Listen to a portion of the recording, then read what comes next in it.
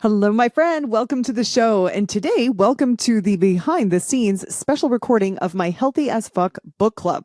So today we are talking about part 3, how not to be a big fat Quitty McQuitterface. If you want to check out part 1, get your head out of your ass. That is episode 91.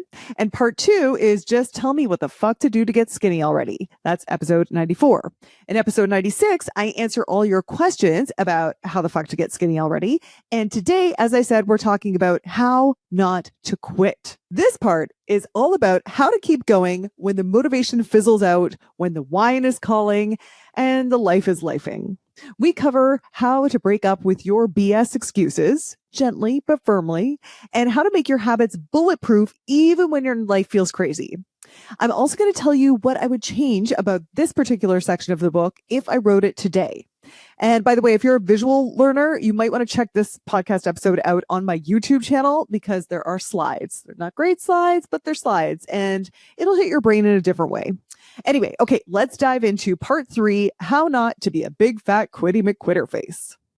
Breaking news. Your dream life isn't going to happen because you made a vision board. You're going to need goals, grit, and some woo-woo shit.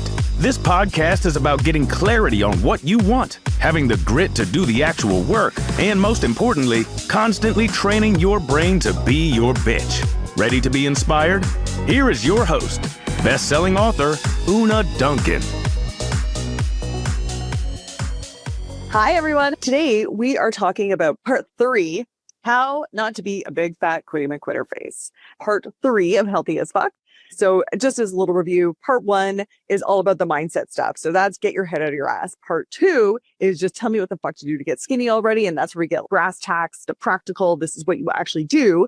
And then in part 3, this is where we talk about, okay, I know what to do now, but how do I keep doing that and not quit like I may have done in the past? So the first thing I talk about in this is the life-changing magic of getting your shit together.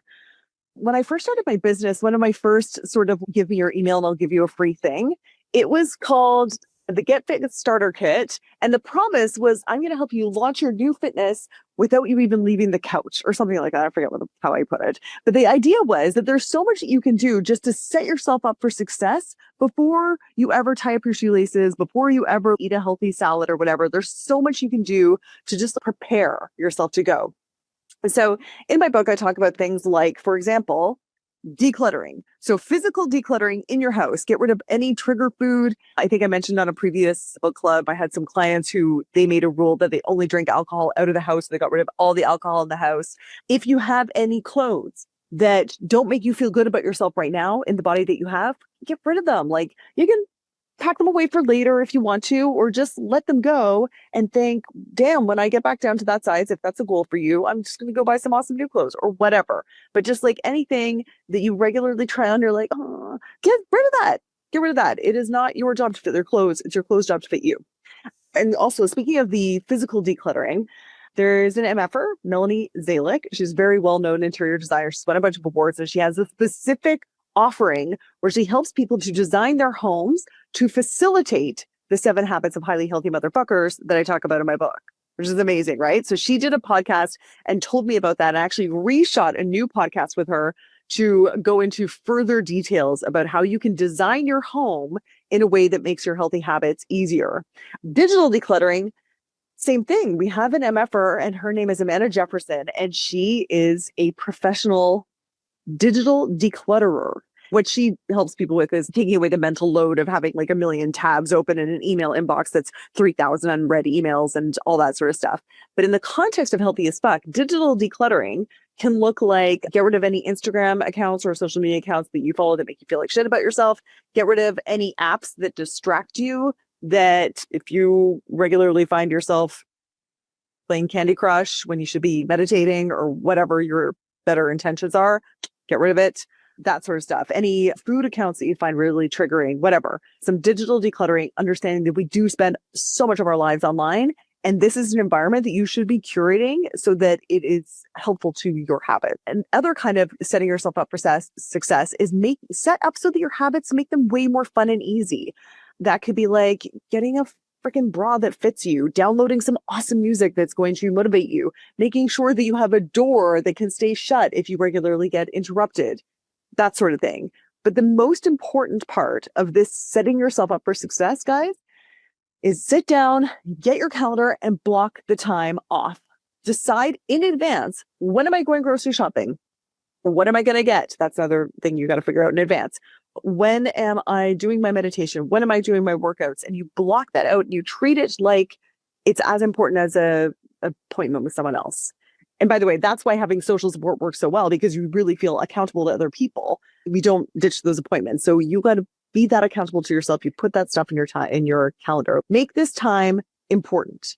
So this is all something you can do like right now. I often on my webinars and stuff like that, I say, once you've made an intention, take a 10-minute action towards making this happen and sitting down and doing any of this digital decluttering, calendar organization.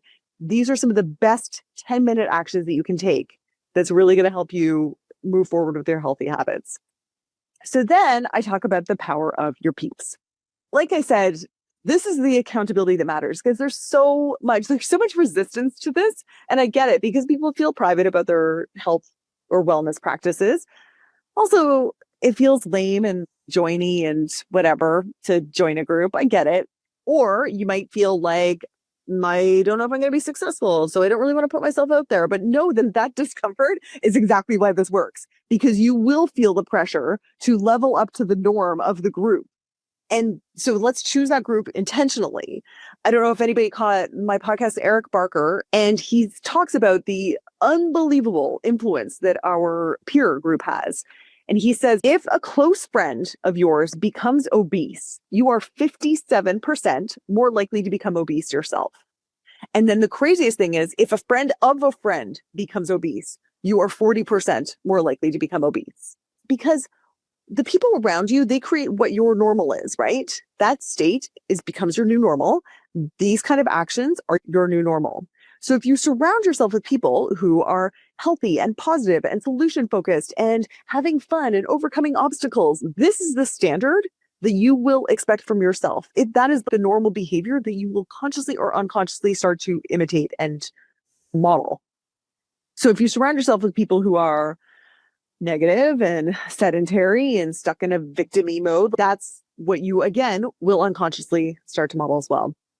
So I cannot emphasize enough how important this is. And this is why when we run programs and people don't take us up on joining the Facebook group, and I get how lame a Facebook group sounds, but when people don't take us up on that, I'm always a little, oh shit, dude, like really do it. And I get that it feels lame to engage and stuff, but that's the magic sauce. And I know you think the magic sauce is like the workouts and the recipes. It's not. The magic sauce is surrounding yourself by people who are doing this. That's what's going to work. Moving on, break up with your bullshit. Then I go on to break up with your bullshit.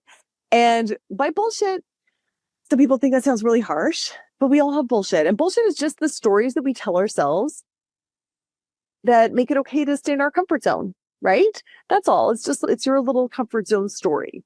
And for example, some examples of bullshit that happen very commonly. And by the way, guys, as I'm going through this, I want you to say whether you recognize this bullshit or maybe you've used this bullshit once or twice. So there's the diet starts tomorrow bullshit.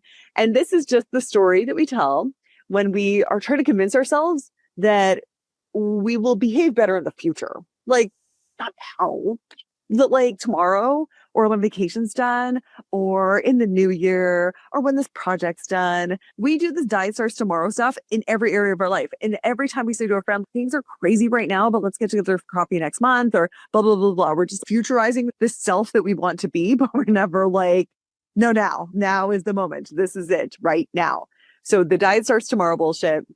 I really think that the biggest antidote to the diet starts tomorrow bullshit is just this idea of if not now, when, and that it doesn't have to be a big, ta-da, it's a whole new me moment that starts in January or Monday or whatever. The example that I often give is if you are, and I always picture a spoon and a thing of almond butter, because that was totally my thing. And you're like, this is it, I'm going for it, or Ben and Jerry's or whatever. And you could be in the middle of that. And instead of being like, oh, I might as well finish the pint of Ben and Jerry's. In the middle of that, you could be like, nope, now. It's done now. I'm done with this now. You can do that in the middle of any behavior that you are not loving, and in the middle of your weekend and in the middle of your day. Okay, the martyr bullshit. So the martyr bullshit is when you convince yourself that it's for other people that you're doing this. I know I said I was going to drink. My friend would feel uncomfortable if I didn't drink with her. Or I'm at someone's house and they'd be really upset if I didn't have all of their puff pastry canapes. So you convince yourself that really you're just doing it for someone else. I don't have time for myself because I need to focus on my kids. Yep. My boyfriend loves pizza. When I cave, his face lights up. And I just love that. Oh, that's interesting that he just can't have pizza on his own. I wonder if his face is lighting up because you are co-signing behavior he feels uncomfortable about. I don't know. Anyway, because my thing is, if you tell yourself this martyr story of it will make my friend uncomfortable if I don't have the wine with her, or it would make my boyfriend uncomfortable if I don't eat pizza with him.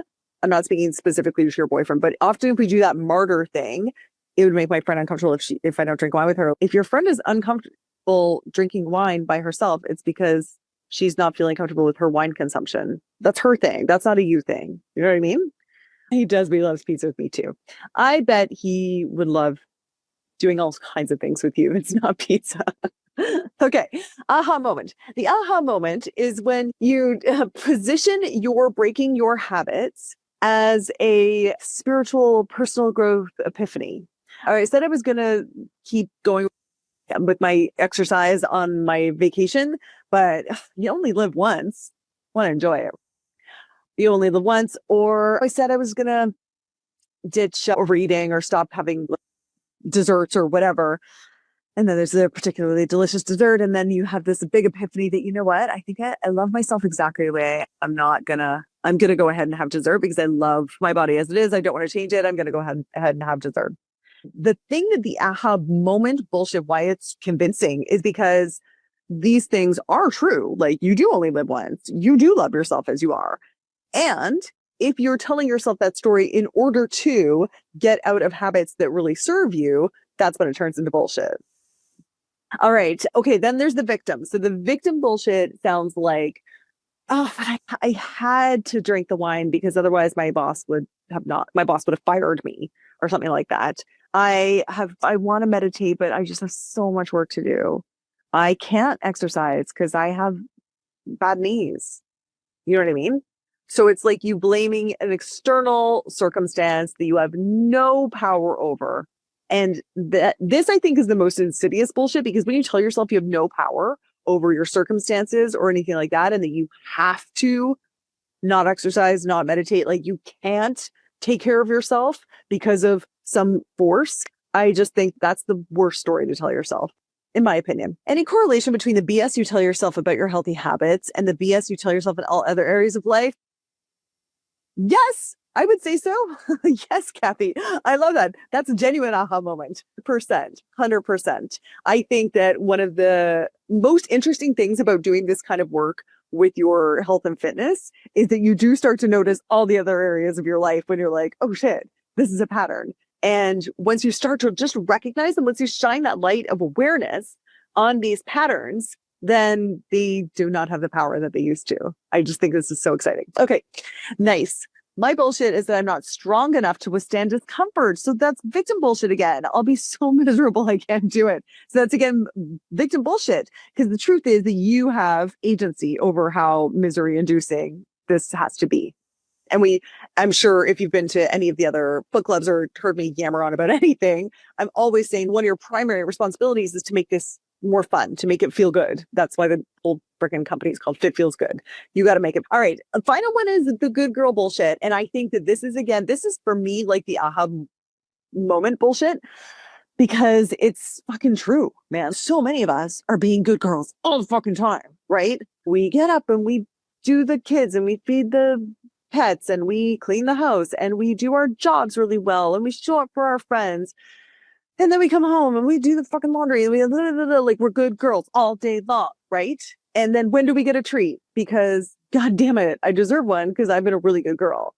And so this good girl bullshit, it's so believable because it is true. We are good girls and we do deserve a fucking treat. So the trick here is to find a way to feel treated that's also in alignment with the kind of person you want to be and the results that you want. And that I think is the hardest part. Again and again, when we go through the habit loop, everyone's always, how am I supposed to make this feel rewarding? Because really what I want is a cupcake and a big ball of wine. So figuring out a way to reward yourself for being a good girl that is also in alignment with your goals is, I think, is the ultimate work that we're working on here. This is it, guys. This is it. Man, if I could solve this one problem for my clients, this is the one that I would want to solve. How do we reward ourselves for being damn good girls all the time, but in a way that is beneficial for us? All right. Any bullshit that I missed? Any bullshit categories? You're like, oh, I have some secret bullshit for you. You should update your book and put my new bullshit in there. Or did I get all your bullshit? I got all your bullshit? Or maybe there's, okay. I think Chrissy's, yeah, busted. You got it all. All right, cool. I think I've got one more, and it might already fit in the category, but the bullshit around just giving up. Like, you try so hard and you give it 100%. If you're like the all or nothing type and you give it all for a month and you see no progress at all, and then whatever the bullshit is that just tells you this doesn't work for me. This doesn't work. I would say that, to me, that sounds like victim bullshit. As in, for me, this doesn't work for me. I'm defective, something's wrong with me, or something's wrong with the program. It's the stupid program's fault. Those are all different sides of the same coin of victim bullshit. But that's an example that I haven't given. So I think that good on you for hearing it, recognizing it, and being like, oh, I think that might be a brand of bullshit. That's really good. Because most people have those thoughts and those feelings and never disassociate from it long enough to understand that's not necessarily true. It's just what my brain's doing right now. It's not really great feelings. It's good for you. Yeah. Because those are hard feelings and hard thoughts to have. All right, let's move on how to break up with your bullshit. So the first thing is exactly what Angela just pointed out. When you recognize your bullshit, you hear your brain saying you've been such a good girl and you deserve a fucking chimichanga or whatever, or that you hear yourself saying, this is too hard, I can't do it, or whatever. And you go, oh, look, there's bullshit. This is me telling myself a story so that I don't have to do my habits and I can stay in my comfort zone, or so that I can nail that bottle of wine and feel like it was deserved or whatever, right? Okay, so there's some bullshit. Then you just deliver a very kind but firm breakup speech. And what I mean by kind and firm is, understand, guys, if you're making up these stories because you want to stay in your comfort zone, it's because it's comfortable and it's scary to do the other thing. So I think the first thing you say is something like, it makes total sense that you want to drink all that wine. It makes total sense that you want to suspend all your workouts during your vacation. That makes total sense. It's totally understandable that you want to do that. And I think you're going to actually feel even better if you do those workouts. And you're going to be so proud of yourself if you do workouts on your vacation. And if you do drink that bottle of wine, you're probably going to feel like shit in the morning. And that's not nice for you because you have been a really good girl and you deserve to feel good in the morning. You know what I mean? So kind to yourself. I think I mentioned on a podcast early, I play this game. It's a coach your damn self strategy that I use where because I used to write plays, I'll write a play between whiny Oonagh and wise Oonagh.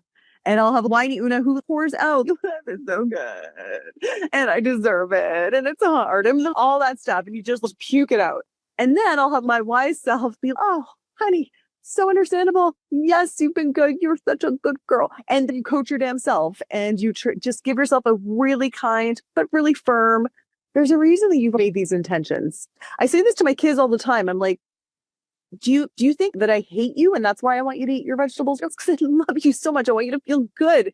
Do you want to feel good? Or doing his chores? I'll be like, what, do you want to be the only person in the family who doesn't do chores? No, you probably feel bad about that, right? You probably feel bad if you watched other people do your chores. So why don't you do your chores? Because it's genuinely what you want. Anyway, so kind but firm. And then you do your damn habit anyway. And understand, you always have the option to do a smaller version, right? Even if you decide, I am going to hit the wine or whatever, maybe you do a smaller version of that. You can make it, yes, but I didn't drink as much. Remember, there's always the small wins, and every little bit is a small win. Okay, Oogie's saying, going back to the past comment, how can I purge the house of treats when I have a child that has friends over and wants treats, and I am okay with that? What I often answer to that, Oogie, you might think this sounds harsh, is I'm like, if I don't want me to eat it, why would I want my kids to eat it? You know what I mean? Maybe I just don't want to be the treat house. And I will make my kids awesome apple with almond butter and stuff like that. There's yummy things that you can make if you want to be the yummy treat house. I totally get it. But I wouldn't want to have that stuff in the house. I probably wouldn't want my kids eating it. And I wouldn't want my kids to have an association with treats being fun time, with treats being mommy loves me. That's where I go with that. And I'm not telling you how to parent at all, but those are my choices there. All right, let's move on. If you can't do it right, do it totally half-ass. I mentioned a million times, one of the beauties of doing things half-ass is that it reinforces the habit loop. Every time you have the trigger and you do the behavior and you get the reward, you are strengthening that habit loop and you are moving towards automaticity to the point where your phone makes a vibration, you pick it up to check your text before you even know you're doing it. You never made a decision. It's just trigger, behavior, reward. I got a text and I get to satisfy that urgency or whatever. If, on the other hand, you have the trigger and you don't do the behavior, then you are weakening it and weakening it. Every time the trigger happens, the behavior doesn't happen, you don't get the reward, that loop that's happening in your brain is going to start to weaken and then it's going to dissolve. Okay. For example, I used to be a very enthusiastic smoker and have trigger, coffee, cigarette, reward, right? Nicotine, blah, blah, blah. And then now it's been so many years, I have a coffee and that trigger, that loop has been destroyed to the point where I have a coffee and I would never associate it with a cigarette ever. I don't have that loop at all because I broke it. And now the trigger is not associated with that behavior at all for me. But if you have a small win, if you want to keep the habit loop and then you do the small win and then you allow the reward, you are going to, again, reinforce it. So you wake up in the morning, it's not an appropriate day to do your workout. You're feeling sick. Okay. So instead of being like, fuck it, I'm going to skip my workout today. If your trigger is, I wake up, I do my workout, reward, I have coffee or whatever, I have a smoothie. If instead you wake up, trigger, you wake up, today is not a day for a full workout, but instead you do some stretches in your living room or something like that. Instead of going to the gym, you do some stretches in your living room and then you have your smoothie. You are still strengthening that habit loop. Okay. So it's really important. Do the small wins, even though they seem stupid. And is your ego of you telling yourself that this is stupid, that it's not worth it, your all or nothing ego is the thing that is going to fuck you over and prevent you from ever getting to the point of automaticity where you don't have to think about it anymore. Allow the small wins. The second thing that is going to help you is that it reinforces your healthy motherfucker identity. If you wake up and you are not feeling well or whatever, and you skip it, then there's a little part of you that says, I'm someone who does their workout when it feels good. I'm someone who does my workout when I've slept enough. And you're just putting a little like footnote to that identity. You're just putting a little crack in it.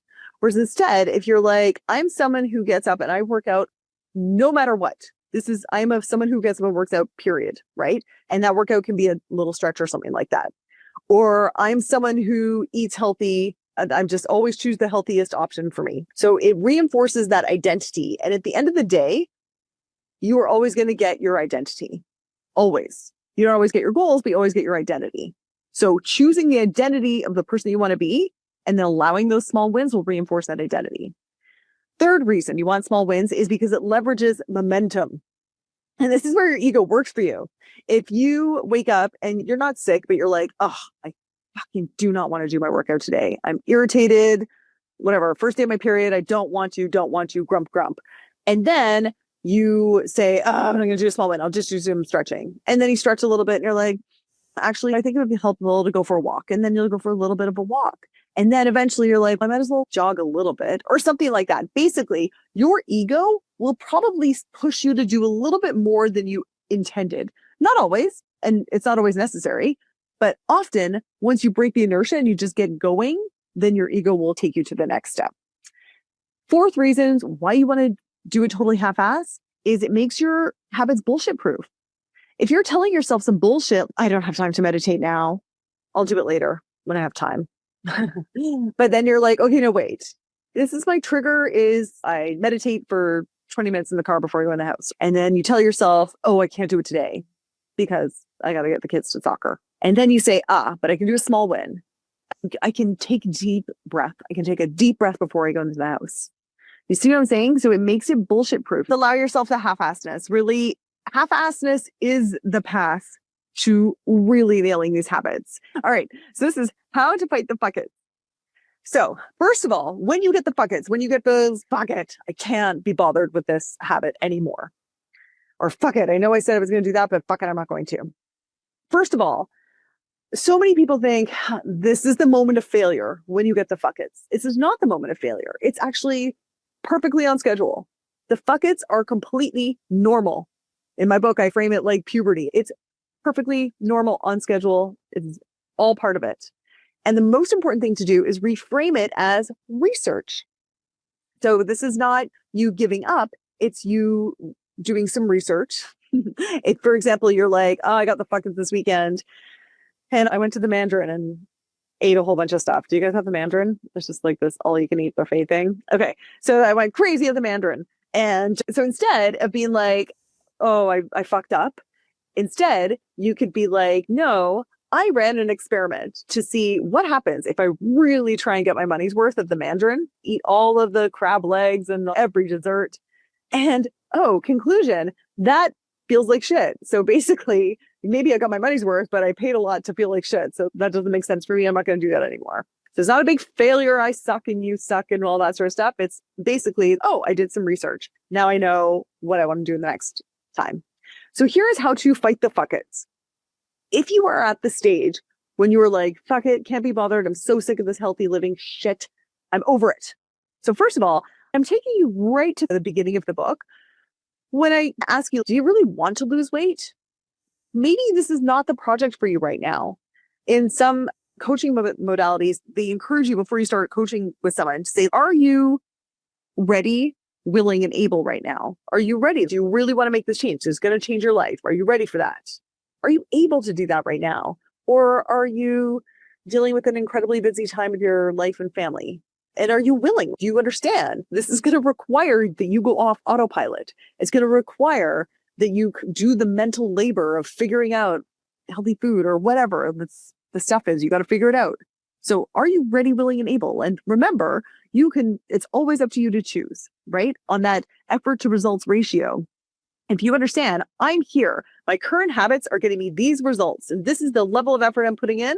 And this is the result that I'm getting at this level of effort. I want to be here. And in order to be here, I'm going to have to give this much effort. And that is a choice, right? If you're getting the fuck it's, it might be like, okay, back up. Do I even want this right now? Maybe you don't. And if you do, you understand you are choosing a different level of effort. And in doing so, you want to ask yourself, do I have the fucks for this right now? Do I have the fucks? Because maybe you don't. Maybe this is not your top priority. And then if it is, you've got to remember, it's all about happiness now. Okay? So if whatever you're doing, if you're getting the fuck, it's because it is turned into something that is absolutely misery inducing and really hard, and you are gritting your teeth through every workout, and every salad makes you want to your salad dressing is basically your tears because you fucking hate it so much. Okay. Then you got to be like, oh, this is not working for me. I need to make this way more fun and easy. You've got to make it feel good now. And then review your keystone habits. So then if you're like, okay, yes, I am going to choose to continue going with this project. Yes, I have the fucks. This is really important to me. Yes. Okay. I know I got to make it feel good. That's definitely got to be front and center. Okay. So now I'm going to review my keystone habits. What's the plan here? Do I need to get more sleep? Do I need to back away from the booze? Do I need to eat more vegetables? Do I need to watch my portions? Do I need to start exercising? Start really figuring out what's the plan. And then once you've got the plan, then you're going to go back to, how can I make this easier? How can I get more social support? And again, your brain's going to say, I don't need that. And if it's not working for you, you might want to try that as a really smart lever to pull. Then you might ask yourself, okay, so I've been doing this for a little while and I keep skipping my meditation. So what is the bullshit that I'm telling myself about specifically that? I can't do meditation. I've got so much on my plate. I'm a victim, blah, blah, blah. Figure out what's the bullshit that you're using. Give yourself your really kind but firm breakup speech on that. And then remember, you can always half-ass your habit. So you're creating a new standard for yourself, and that new standard might be less. Like, all right, meditation at this level isn't working. I'm going to make it less. I'm going to make it 3 deep breaths before I transition to the next thing. Okay, so let's talk about what I would change today in this particular section. There's a part of this section where I talk about finding that balance. Like all of this wellness projects that we're working on here, it's about finding that balance between structure and sweetness, right? Structure and freedom. And in every area of life, you're always trying to figure out what is that balance between the amount of structure and discipline versus the amount of freedom and softness and relaxation. And in yoga, they call it stira and sukha. In every pose, you want to have the structure of the pose, and then you want to relax into it and find that sweetness. So one of the stories that I would tell if I was to rewrite this today is to have everyone remember the pandemic and how at that time, a lot of people, not everyone, told themselves the story that they deserved or needed, depending on victim versus good girl, more sweetness. Like, things are crazy right now. I'm just going to allow myself to binge watch. God, what was everybody watching? Tiger King? I'm just going to allow myself to binge watch Netflix, drink wine, just do whatever I got to do to feel good. And that seems like a really good idea when things are, and guys, it was really scary for parts of it, like really genuinely quite scary. And we're locked inside. So of course it makes sense to be like, I gotta make the best of the situation. And it's called Chardonnay. So that makes a lot of sense. But what I think almost all of those people found out is that, oh, this fucking backfired. This did not work to make me feel better at all. It works for a couple of hours and then it is diminishing returns to the point of, holy shit, this really backfired. And so what I will often suggest to people is when you're trying to find that balance of structure and freedom or structure and sweetness, most people feel better with more structure than they think they want. And I think I mentioned on my last book club that I got a lot of criticism from the neurodiverse community. So I've done a lot of deep diving into neurodiversity. And what I learned is that people with ADHD often resist structure the most and benefit from it the most. And I think a lot of people can relate to that. So I would just put a little kind of pandemic story in there and talk about the fact that really most people want more structure and even more effort than they think they do. There's another, I don't think I do talk about this in the book. Oh, no, I talk about it in a webinar somewhere. They did a study where they called people at various points of the day and they asked them, what are you doing right now? How hard is it? Like, how much effort are you putting into this? And how happy do you feel on a scale of 1 to 10? So he calls them at work and they'd be like, yeah. And they'd be like, what are you doing? Oh, I'm working on a project. How hard is it? Oh, it's 8 out of 10. I'm really busting my balls. Okay, how happy are you right now? And they'd be like, yeah, good. I'm a 7 or something like that. And they call them later and say, what are you doing right now? I'm watching TV. How hard is it? Not at all. 2. And how happy are you right now? And they'd be like, I don't know, 5, 4. So basically, and then the funniest part is in both of those things, they asked, what would you rather be doing? And when they were at work and they were like really at it, but their happiness is like pretty good, they said, what would you rather be doing? And they were always like, oh, I'd rather be watching TV. God, that would be amazing. But then when you ask them how happy you were watching TV, they're usually like, meh. And then they ask them, what would you rather be doing? And they're always like, this is what I want to be doing. Anyway, I just think it's interesting. Point being, we think we want more freedom and less structure, but actually we want more structure and less freedom. Okay. And we actually want a little bit more effort than we think that we want. All right. The other thing that I would change about this is I talk about the trans-theoretical model of behavior change. And in the book, I think I talk about, pre-contemplation, you're not even thinking about changing. Contemplation, you're like thinking about changing, but not really doing it yet. And then you're in action when you start doing it. And then you get into maintenance. And then after maintenance, there's a relapse. In my observation of working with the thousands of people who've gone through the MFA program and noticing how and when people really progress, I've simplified and changed my version of the trans-theoretical model of behavior change, of noticing the stages people go through. First of all, when people first start, their characteristics are like little kids. They're super enthusiastic, they're ready to go. And usually They get great results at the beginning. If you notice little kids, they make massive strides. They are learning how to walk, learning how to read. They're growing. It's huge strides. And they need a lot of structure. They need a lot of help and mentorship. They need a very specific plan. They need to know exactly what to do. And they need a mentor to be like, good, you did it. That's right. Keep going. When they fall down, they need someone who's like right there to pick them up. They need a lot of structure. They need a lot of support and guidance. And they need like just to follow someone else's clear plan. Okay. And if you're in that stage, your one skill that you need to learn is consistency. That's your only project. Just get consistent. Just put the reps in. Just keep reading. Just keep doing the workouts, the baby steps, like just keep going. That's all you got to do when you're in this stage one. Your one project is consistency. Okay. Once you've got the consistency down, the next stage is that bucket stage a little bit. You get a little bit of rebellious against all of that structure. You get a little rebellious against the mentorship. You don't want someone telling you what to do. You don't want to have to follow all these rules. And so I say that this stage, it feels a little bit like being a teenager, right? You're feeling rebellious and you also want to take ownership. You want to be your own person, design your own rules. And that is perfectly normal, natural, and awesome. It's like the buckets. This is right on schedule. And it's like being a teenager. It's important for your development to have a sense of autonomy, to have a sense of individualization, right? And to feel like you are the boss of your own self. So it's actually really important. And at this stage, your one skill that you're working on is customization. Is now you've got the structure and the support, like the plan that the mentor gave you. Now you're like, yeah, but what do I want to do? How am I going to figure this out? And you're going to fuck around with the plan, right? Like just like teenagers fuck around with the rules. And sometimes you fuck around, you find out. And sometimes you fuck around and you're like, oh no, this is right. This is better for me. Sleeping in is better for me. My body clock likes to sleep in and stay up late, for example, right? As an example of something, an experiment you might do as a teenager or as an adult and find out that works better for you. I do better with a super high protein diet. Whatever, right? You do your experiments and you figure out, you customize for yourself. All right. And you've gotten through the stage when you've done your experiments and you've customized your healthy lifestyle that works for you. And then you're like, okay, this is it. I got it.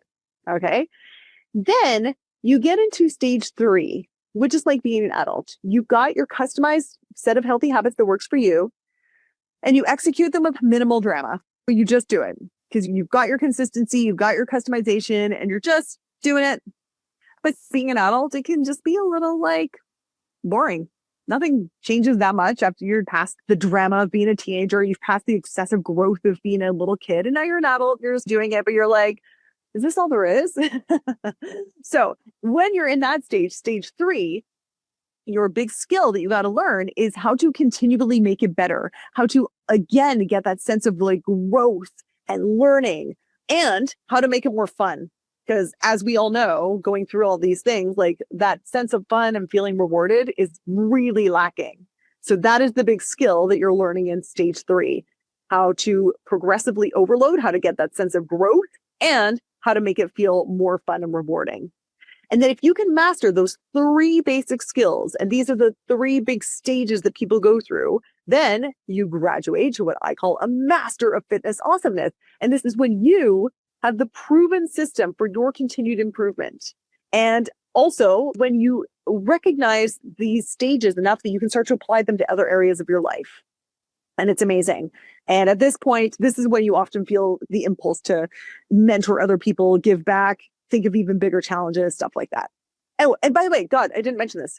So if you are interested in having us help you step by step get through these stages with a proven framework, and we tell you exactly what to do, and we mentor you through the stages, and we don't give up on you when you're in stage 2 and you're a big rebel. We help you figure out your customized way of doing it. We help you when you're in stage 3 and you're an adult and you think, this is it, nothing's working, whatever. We help you get through that. This is what we do in my program. If you want to hop on a call with one of us, and we will always let you know one way or the other. If it's good for you, we'll tell you. If it's not for you, we'll tell you that too. Okay, so at this point of the recording, the conversation cuts to questions, but I'm going to save that for another episode. But as I mentioned at the end there, this is exactly the work we do inside my MFA program. And this is how I can help you get healthy as fuck. So if you're someone who knows what to do, but you keep falling off track, or if you have a habit of starting over every Monday and by Friday it kind of fizzles, this is a program where we help you stay consistent, customize your habits, and actually build a life that feels so good, you don't even notice that, oh yeah, you're also losing excess fat and building muscle and doing push-ups from your toes, and you look like a freaking goddess. If that sounds good, check out the link in the bio for how you can join us.